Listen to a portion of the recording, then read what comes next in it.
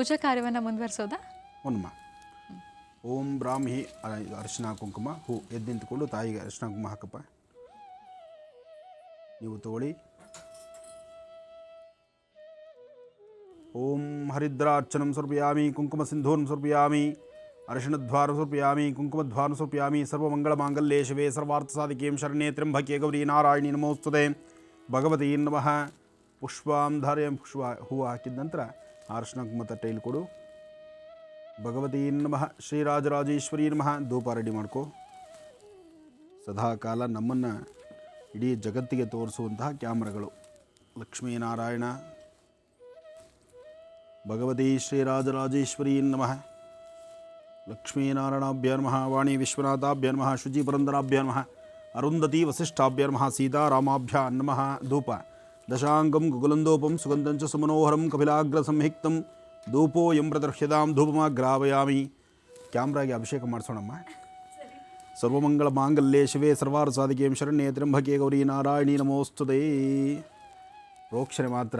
ನಿನ್ನ ಮಾತು ಕೇಳಿ ನಾನು ಅಭಿಷೇಕ ಮಾಡಿಸ್ಬಿಟ್ರೆ ನಾಳೆ ತಿರುಗಿ ಕ್ಯಾಮ್ರಾ ಮುಂದೆ ಕಾಣಬೇಕು ಬೇಡ. ಲಕ್ಷ್ಮೀನಾರಾಯಣ.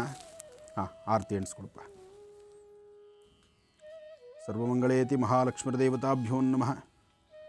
ಓಂ ನಮೋ ನಾರಾಯಣಾಯ. ಓಂ ನಮೋ ನಾರಾಯಣಾಯ. ಓಂ ನಮೋ ನಾರಾಯಣಾಯ ನಮಃ. ಓಂ ಭಗವತೀ ನಮಃ. ರಾಜರಾಜೇಶ್ವರೀ ನಮಃ. ರಾಜ್ಯದಾಯಿನಿ ನಮಃ. ರಾಜ್ಯಕಲಾವಲ್ಲಭಾಯ ನಮಃ. ಅಂಬಾಯ ನಮಃ. ಜಗದಂಬಿಕಾಯ ನಮಃ. ಹಿರಣ್ಯವರ್ಣಾಂ ಹರಿಣೀಂ ಸ್ವರ್ಣರಜತಸ್ರಜಾಂ ಚಂದ್ರಾಂ ಹಿರಣ್ಮಯೀಂ ಲಕ್ಷ್ಮೀಂ ಜಾತವೇದೋಂ ಆವಹ ತಾಂ ಆವಹ ಜಾತವೇದೋ ಲಕ್ಷ್ಮೀರ್ಮರಪಗಾಮಿನೀಂ ಸ್ಯಾಂ ಹಿರಣ್ಯವಿಂದೇಹಿಂ ಕಾಮಶ್ವಂ ವೃಷಾನಹಂ ಅಶ್ವಪೂರ್ವಾರತಮಧ್ಯಾಮಸ್ತಿನಾದ ಪ್ರಬೋಧಿನೀಂ ಶ್ರಿಯಂ ದೇವೀಂ ಮುಕ್ತೇಂ ಶ್ರೀರ್ಮಾದೇವೀಂ ಸುಧಾಂ ಕಾಂಸೋಸ್ಮಿತಾಂ ಹಿರಣ್ಯಪ್ರಾಕಾರಾಂ ಆರ್ದ್ರಾಂ ಜ್ವಲಂತೀಂ ತೃಪ್ತಾಂ ತರ್ಪಯಂತೀಂ ಪದ್ಮೇ ಸ್ಥಿತಾಂ ಪದ್ಭವರ್ಣಾಂ ತ್ವಾಮಿಹೋಪತ್ವಯೇ ಶ್ರಿಯಂ ಚಂದ್ರಾಂ ಪ್ರಭಾಸಾಂ ಶತಾಜ್ವಲಂತೀಂ ಶ್ರಿಯಂ ಲೋಕೆ ದೇವದುಷ್ಟಾಮಧಾರಾಂ ತ್ವಾಂ ಪದ್ಮಿನೀಂ ಶರಣಮಹಂ ಪ್ರಬದ್ಧೇಂ ಸುತರಸದರಸೇ ನಮಃ. ಜಾತವೇದಸೇ ಸನ್ವಾಮಸೋ ಮುರಾದಿತೋ ನಿದಹಾತಿ ವೇದಃ ಸನಃ ಪರಿಷತ್ ದುರ್ಗಾಣ್ ವಿಶ್ವಾ ನಾವೇವ ಸಿಂಧುಂ ದುರಿತಾತ್ಯಗ್ನಿ ತ್ವಾಮಗ್ನಿವರ್ಣಾಂತಮಸಾಜ್ವಲಂತೀಂ. ಇಲ್ಲಿ ಓಂ ಹಿರಣ್ಯವರ್ಣಾಂ ಹರಿಣೀಂ ಸುವರ್ಣರಜತಸ್ರಜಾಂ ಚಂದ್ರಾಂ ಹಿರಣ್ಮಯೀಂ ಲಕ್ಷ್ಮೀಂ ಜಾತವೇದೋ ಮಾವಹ ತಾಮಾವಹ ಜಾತವೇದೋ ಲಕ್ಷ್ಮೀರ್ಮನಪಗಾಮಿನೀಂ ಯಸ್ಯಾಂ ಹಿರಣ್ಯವಿಂದೇಹಂ ಕಾಮಶ್ವಂ ವೃಷಾನಹಂ ಅಶ್ವಪೂರ್ವಾನತಮಧ್ಯಾಮಸ್ತಿನ ಆದಃ ಪ್ರಮೋದನೀಂ ಶ್ರಿಯಂ ದೇವೀಂ ಹುಫೇಂ ಶ್ರೀರ್ಮಾ ದೇವೀಂ ಸುಧಾಂ ಕಾಂಸೋಸ್ಮಿತಾಂ ಹಿರಣ್ಯಪ್ರಾಕಾರಾಂ ಆರ್ದ್ರಾಂ ಜ್ವಲಂತೀಂ ತೃಪ್ತಾಂ ತರ್ಪಯಂತೀಂ. ನಮೋ ಮಹಾಶಕ್ತಿರದೇವತಾಭ್ಯೋ ನಮಃ. ಆಯುಧ ಮಹಾಲಕ್ಷ್ಮೀರ್ದೇವತಾಭ್ಯೋ ನಮಃ. ನೀರಾಜನಂ ದರ್ಶಯಾಮಿ ರಕ್ಷಾನ್ ಧಾರಯಾಮಿ. ಭಗವತಿ ಶ್ರೀರಾಜರಾಜೇಶ್ವರಿ ನಮಃ. ಮನೀಗ ಕಡೆಯ 3 ರಾಶಿಗಳ ಈ ದಿನದ ಭವಿಷ್ಯ ಹೇಗಿದೆ ಈಗ ಗುರುಜಿಯವರಿಂದ ತಿಳ್ಕೊಳ್ಳೋಣ. ಗುರುಜಿ, ಮಕರದಿಂದ ತಿಳಿಸ್ಕೊಡ್ಬೇಕು. ಖಂಡಿತಮ್ಮ. ಇನ್ನು ಮಕರ ರಾಶಿ. ಮಕರ ರಾಶಿಯಲ್ಲಿರ್ತಕ್ಕಂಥವ್ರು ರಾಶಿ ನಕ್ಷತ್ರಚಾರ ಪ್ರಕಾರ ಇವತ್ತಿನ ಕೆಲಸ ಕಾರ್ಯಗಳಲ್ಲಿ ಸಾಕಷ್ಟು ಪ್ರಗತಿ ಇದೆ. ಮನಸ್ಸಿಗೆ ಶಾಂತಿ, ನೆಮ್ಮದಿ ಇದೆ. ಆರ್ಥಿಕ ಪರಿಸ್ಥಿತಿ ಅಭಿವೃದ್ಧಿ ಇದೆ. ನೀವು ಮಾಡುವ ಪ್ರತಿಯೊಂದು ಕೈಂಕರ್ಯಗಳಲ್ಲೂ ಕೆಲಸಗಳಲ್ಲೂ ಯಶಸ್ಸಿನ ಹಾದಿ ನಿಮ್ಮದು. ವಿಜಯದಶಮಿಯಂದು ವಿಜಯವನ್ನು ಸಾಧಿಸುವಂತಹ ದಿನ. ಮಕರ ರಾಶಿಯವರು ಪ್ರಸನ್ನ ಆಂಜನೇಯ ಸ್ವಾಮಿಯನ್ನು ಪ್ರಾರ್ಥನೆ ಮಾಡಿ ಹನುಮನ ಆರಾಧನೆ ಮಾಡೋದ್ರಿಂದ ಮತ್ತಷ್ಟು ಪ್ರಗತಿಯನ್ನು ಕಾಣ್ತೀರಿ. ಹೆಚ್ಚಿನ ಯಶಸ್ಸನ್ನು ಸಿದ್ಧಿಪಡಿಸ್ಕೊಳ್ತೀರಿ. ಮಕರ ರಾಶಿಯವರು ಭೂಮಿ ಬಗ್ಗೆ ಚಿಂತನೆ ಮಾಡ್ತಿರ್ತೀರಿ. ಸ್ವಂತ ಭೂಮಿ ಆಗಲಿ, ಇರ್ತಕ್ಕಂಥ ವಾಸ್ತುಗೃಹ ಆಗಲಿ, ಅಥವಾ ಇರ್ತಕ್ಕಂತಹ ಭೂಮಿನ ಮತ್ತಷ್ಟು ಅಭಿವೃದ್ಧಿ ಪಡಲಿಕ್ಕಾಗಿ ಅಥವಾ ಮನೆ ವಾಸ್ತುನ ಮತ್ತಷ್ಟು ಹೆಚ್ಚಿನ ರೀತಿಯ ಲಾಭದಾಯಕವಾಗಿ ಸಿದ್ಧಿಪಡಿಸ್ಕೊಳ್ಳೋದಕ್ಕಾಗಿ ನಿಮ್ಮ ಶ್ರಮ ಇದೆ. ನಿಮ್ಮ ಶ್ರಮಕ್ಕೆ ತಕ್ಕ ಪ್ರತಿಫಲವನ್ನು ಮಕರ ರಾಶಿಯವರು ಸಿದ್ಧಿಪಡಿಸ್ಕೊಳ್ತೀರಿ. ಇನ್ನು ಕುಂಭರಾಶಿ. ಕುಂಭರಾಶಿಯಲ್ಲಿರ್ತಕ್ಕಂಥವರು ಆರೋಗ್ಯದ ಬಗ್ಗೆ ಚಿಂತನೆ ಬೇಕು. ಮನಸ್ಸನ್ನು ಶಾಂತಿಯಾಗಿ ಇಟ್ಕೊಳ್ಬೇಕು. ಇವತ್ತು ಆರೋಗ್ಯದಲ್ಲಿ ಸಣ್ಣ ಪುಟ್ಟ ವ್ಯತ್ಯಾಸ ಇದೆ. ಮನಸ್ಸು ನೆಮ್ಮದಿ ಇಲ್ಲದಂಥ ರೀತಿಯಲ್ಲಿದೆ. ಚಂಚಲತೆಯಿಂದ ಇದೆ. ಯಾವುದೇ ಕೆಲಸ ಕಾರ್ಯ ಮಾಡಿದ್ರೂ ಸಹಿತ ಅಷ್ಟೊಂದು ಸಮಾಧಾನಕರವಾಗಿಲ್ಲ. ಜೊತೆಗೆ ಆರೋಗ್ಯದಲ್ಲಾಗುವಂತಹ ಸಣ್ಣ ಪುಟ್ಟ ವ್ಯತ್ಯಾಸಗಳು ಮನಸ್ಸಿಗೆ ನಿಮ್ಮ ನೋವು ಕೊಡಬಹುದು. ಅದರಿಂದ ಕುಂಭರಾಶಿಯಲ್ಲಿರ್ತಕ್ಕಂಥವರು ದೇವಿಯ ಆರಾಧನೆ ಮಾಡಿ ಮಹಾಸುದರ್ಶನ ಮಂತ್ರವನ್ನು ಪ್ರಾರ್ಥನೆ ಮಾಡಿ. ಸುದರ್ಶನ ಮಂತ್ರ ಪ್ರಾರ್ಥನೆ ಮಾಡೋದ್ರಿಂದ ಗುರುಮುಖೇನ ಬಂದಂತಹ ಉಪದೇಶ ಮಂತ್ರಗಳಾಗಲಿ ಅಥವಾ ನೀವು ಸ್ವಯಂ ಪ್ರೇರಿತರಾಗಿ ಭಗವತಿಯ ಆಲಯಕ್ಕೆ ಹೋಗಿ ದೇವಾಲಯದಲ್ಲಿ ಭಕ್ತಿಯಿಂದ ಪ್ರಾರ್ಥನೆ ಮಾಡಿದ್ರೂ ಸಾಕಷ್ಟು ಲಾಭವನ್ನೇ ಕಾಣ್ತೀರಿ. ನೀವು ಮಾಡುವ ಯಾವುದೇ ಕೆಲಸ ಕಾರ್ಯಗಳಾದ ಸಹಿತ ಒಂದಿಷ್ಟು ಲಾಭವನ್ನು ಕಾಣಲಿಕ್ಕಾಗಿ ನಿಮ್ಮ ಮನಸ್ಸಮಾಧಾನಕ್ಕೋಸ್ಕರ ನೀವು ಮಾಡಬೇಕಾದ್ದು ನಿಮ್ಮ ಮನೆಯ ಸುತ್ತಮುತ್ತ ಪರಿಸರದಲ್ಲಿರ್ತಕ್ಕಂತಹ ಬೇವಿನ ವೃಕ್ಷ ಆಗಲಿ ಅಥವಾ ಔದುಂಬರ ವೃಕ್ಷ ಆಗಲಿ, ಬೇವು ಅಥವಾ ಔದುಂಬರ ಈ ವೃಕ್ಷಗಳಿಗೆ ನಮಸ್ಕಾರ ಮಾಡಿ ಆ ವೃಕ್ಷದ ಬಳಿ ಒಂದು ದೀಪವನ್ನು ಹಚ್ಚಿ ಪ್ರಾರ್ಥನೆ ಮಾಡೋದ್ರಿಂದ, ಒಂದಿಷ್ಟು ಬೆಲ್ಲದ ಪುಡಿನ ಇರುವೆಗಳಿಗೆ ಹಾಕೋದ್ರಿಂದ ಇವತ್ತಿನ ಕೆಲಸ ಕಾರ್ಯಗಳಲ್ಲಿ ಮತ್ತಷ್ಟು ಪ್ರಗತಿನ ಕಾಣ್ತೀರಿ. ಇನ್ನು ಕಡೆಯ ರಾಶಿ ಮೀನರಾಶಿ.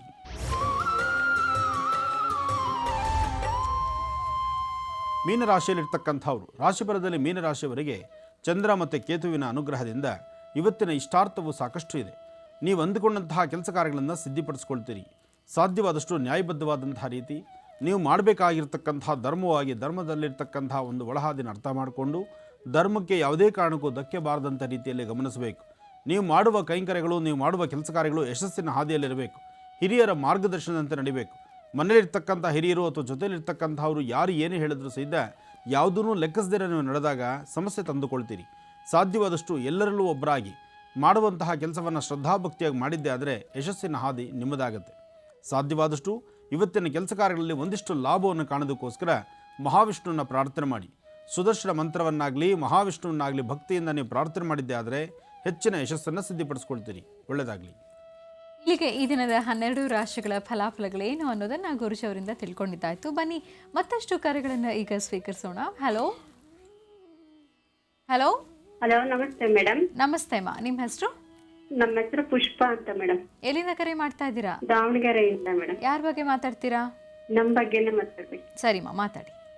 ಹಲೋ ಹಲೋ, ನಮಸ್ತೆ ಗುರುಜಿ. ನಮಸ್ತೆ ತಾಯಿ, ಹೇಳಮ್ಮ. ಗುರುಜಿ, ನಮ್ಗೆ ತುಂಬಾನೇ ಕಷ್ಟ ಇದೆ ಗುರುಜಿ. ಹೇಳಮ್ಮ, ಏನು ತೊಂದರೆ? ನಾನು ತುಂಬಾ ದಿನದಿಂದ ಪ್ರಯತ್ನ ಪಡ್ತಾ ಇದ್ದೆ ಗುರುಜಿ, ಆದ್ರೆ ಇವತ್ತು ನನಗೆ ಲೈನ್ ಸಿಕ್ಕಿದ್ದು ನನ್ಗೆ ಪುಣ್ಯನೇ ಅನ್ಕೊಂತೀನಿ ಗುರುಜಿ.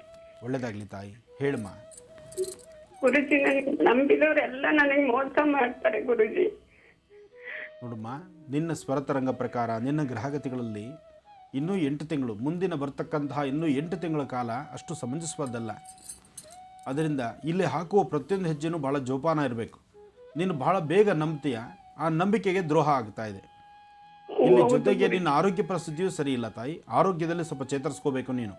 ಜೊತೆಗೆ ಸಾಧ್ಯವಾದಷ್ಟು ಸ್ವಲ್ಪ ಎಚ್ಚರಿಕೆಯ ನಡೆಯಬೇಕು. ನೀನು ಮಾಡುವ ಯಾವುದೇ ಕೆಲಸ ಕಾರ್ಯಗಳಾಗಲಿ, ನಿಮ್ಮ ಪರಿಸರದಲ್ಲಾಗಲಿ ಬರೀ ದೂಷಣೆಗಳು, ಬರೀ ನಿಂದನೆ ಮಾತುಗಳನ್ನೇ ಕೇಳುವಂಥದ್ದಾಗ್ತಾ ಇದೆ.